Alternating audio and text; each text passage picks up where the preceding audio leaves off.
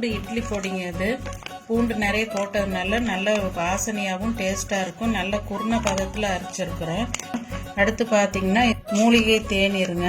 என்னென்ன கலந்துருக்கு இல்லைன்னா முருங்கை, ஆவாரம், நேந்திரங்க. இது கருவேப்பிலை பொடி. இது சுகர் பேஷண்ட்டுக்கும் சரி, இல்லை முடி தொந்தரவு கொட்டுறவங்க அந்த மாதிரி தொந்தரவு இருக்கிறவங்களும் யூஸ் பண்ணலாம். பூண்டு ரசப்பொடிங்க. இது நாங்கள் பூண்டு போட்டு அரைச்சிருக்கிறோம். ரெண்டாவது இதுவும் பார்த்தீங்கன்னா இந்த நரநறுப்பு தன்மையோட தான் அரைச்சிருக்குது. சாத பருப்பு பொடிங்க. ரொம்ப டேஸ்ட் நல்லா இருக்குங்க. இது 3 வகையான பருப்பு சேர்த்து பூண்டு, கருவேப்பிலை, பெருங்காயத்தூள் எல்லாமே போட்டு செஞ்சிருக்கு. இது வந்து தாளிப்பு வடகுங்க. பாருங்க, இது உடைச்சி தாளிக்கும் போது நல்லா இருக்குங்க. இது ஜவ்வரிசி பிளெயின் வத்தல். இது எல்லாமே வந்து ஆர்டர் கொடுத்தவங்களுக்கு நாங்கள் பேக் பண்ணி அனுப்புகிறோம்.